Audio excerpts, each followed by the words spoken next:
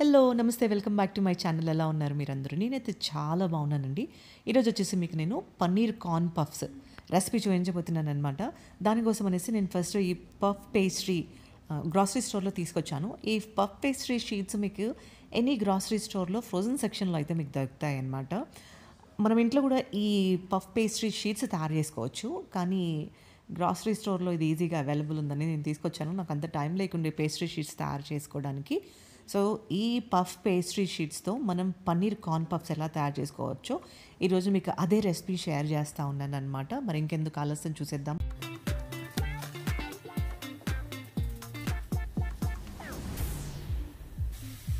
So ఒక pan తీసుకొని stove on చేసుకొని దీంట్లో ఆయిల్ యాడ్ చేయాలి.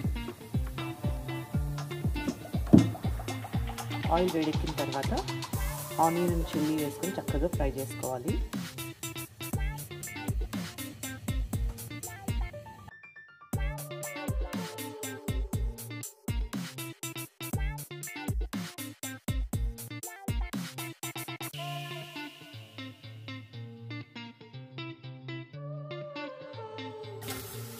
ఇప్పుడు దీంట్లో జింజర్ గార్లిక్ పేస్ట్,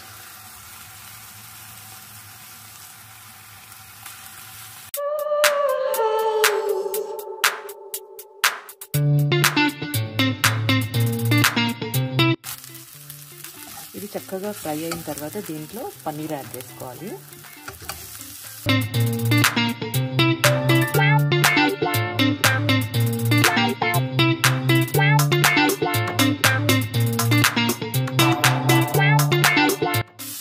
కొంచెం టర్మరిక్,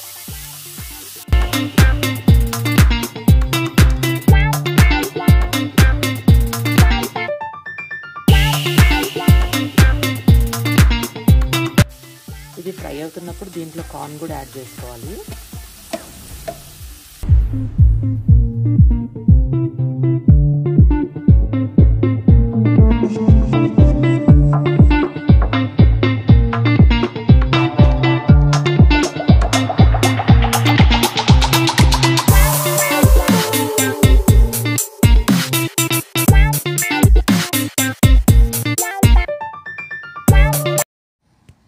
మీ టేస్ట్కి సరిపడినంత సాల్ట్, మనం సన్నగా చాప్ చేసి పెట్టుకున్న క్యాప్సికమ్ ముక్కల్ని కూడా యాడ్ చేసుకోవాలి. అండ్ దీంట్లో కొరియాండర్ కూడా యాడ్ చేసుకొని చక్కగా ఫ్రై అవ్వనివ్వాలి.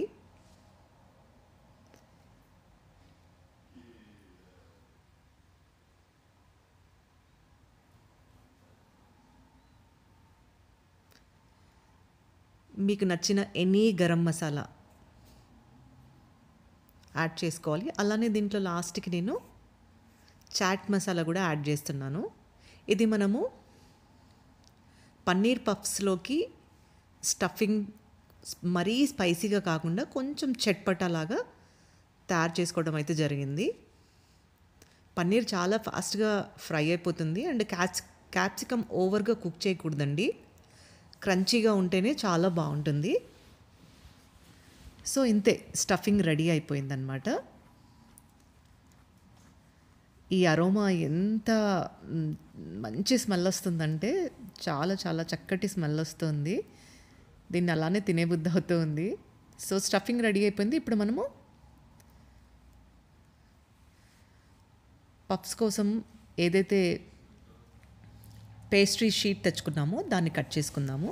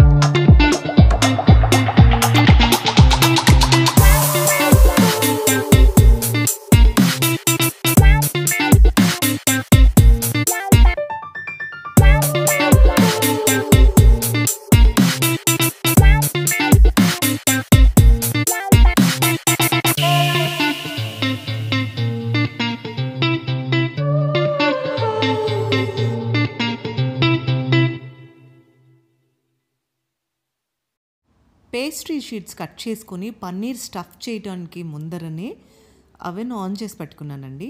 350 డిగ్రీస్ పైన ప్రీ హీట్ చేసి పెట్టుకున్నాను అనమాట. సో అది ప్రీ హీట్ అయ్యే లోపల మనము ఈ పేస్ట్రీ షీట్ని మనకి నచ్చిన షేప్స్లో కట్ చేసుకొని స్టఫింగ్ చేసుకోవడానికైతే నేను రెడీ చేసుకుంటా ఉన్నాను. సో ఈ పేస్ట్రీ షీట్స్ని మీకు నచ్చిన షేప్స్లో కట్ చేసుకోవచ్చు, నచ్చిన సైజెస్లో కట్ చేసుకోవచ్చు. నేను ర్యాండమ్గా కట్ చేస్తున్నానండి.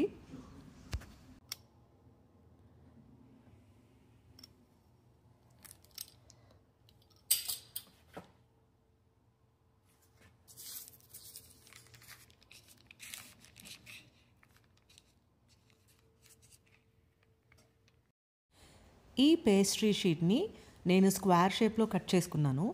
ఈ స్క్వేర్ షేప్లో కట్ చేసుకున్న పేస్ట్రీ షీట్ మీకు చిన్నగా అనిపించిందంటే మీరు కొంచెం రోల్ చేసుకోవచ్చు, లేదంటే చేతితో కూడా స్ప్రెడ్ చేయొచ్చు దాన్ని. మీకు నచ్చినట్లుగా అది పెద్దగా అయితే అవుతుందన్నమాట. ఇది మైదా పిండితో చేసిన పేస్ట్రీ షీట్ కాబట్టి చాలా ఈజీగా, చాలా ఫ్లెక్సిబుల్గా ఉంటుంది, చాలా ఈజీగా ఇది స్ప్రెడ్ అవుతుంది. మీరే కొంచెం చేతితో లాగినా కూడా ఇది పెద్దగా అవుతుంది షీట్ అన్నమాట.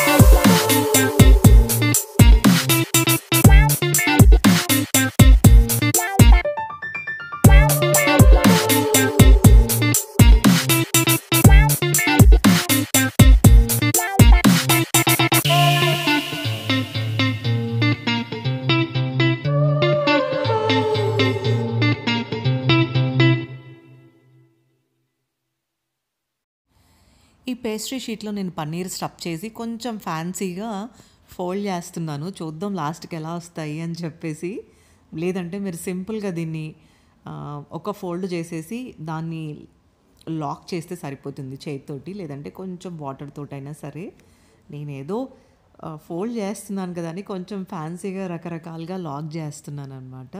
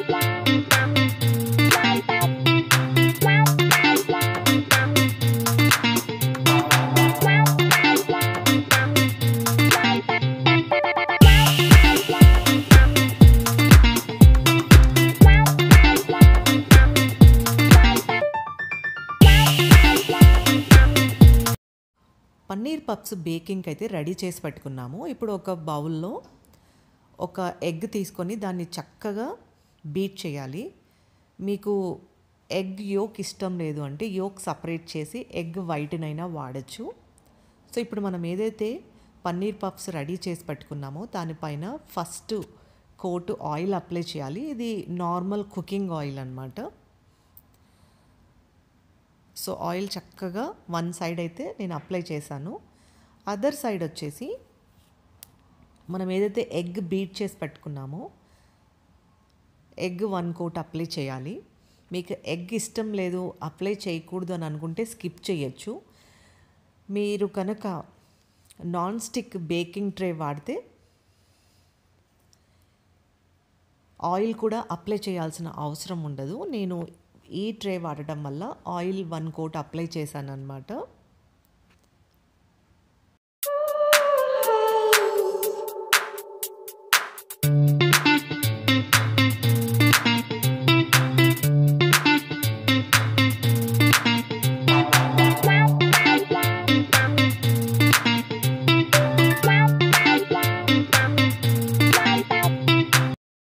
$350 pre heat 30 minutes baking time until golden brown వచ్చేంత వరకు బేక్ అవ్వనివ్వాలి. లేదు ఇంకా టైం సరిపోలేదు అనుకుంటే ఇంకొక 3 to 4 మినిట్స్ మీరు యాడ్ చేసుకోవచ్చు. నేను వన్ కోట్ ఆయిల్ ఈ పఫ్స్ పైన అప్లై చేశాను. మీరు అది కూడా స్కిప్ కొట్టేయచ్చు. మీరు ఆయిల్ అప్లై చేయకపోతే చక్కగా ఇవి పఫీగా ఉబ్బుతాయి అన్నమాట. నేను ట్రేకి అప్లై చేయాల్సింది మర్చిపోయి పఫ్స్ పైన అప్లై చేసేసాను. టేస్ట్ మాత్రం అద్దుర్స్ వచ్చింది. లోపల పన్నీర్ స్టఫింగ్ చట్పటా అండ్ చాలా చాలా టేస్టీగా ఉంది. నేను చిన్న సైజులో పఫ్స్ తయారు చేశాను. మా ఇంట్లో అందరికీ తెగ నచ్చేసింది అనమాట. సో మీరు కూడా ట్రై చేయండి, మీకు ఎలా వచ్చిందో కామెంట్ చేయండి. సో ఇవి ఈరోజు కబుర్లండి. కొత్తగా చూస్తున్న వారైతే సబ్స్క్రైబ్ చేసుకోవడం మర్చిపోకండి. వీడియో నచ్చితే లైక్ చేసి ఎంకరేజ్ చేయండి. Thank you for watching.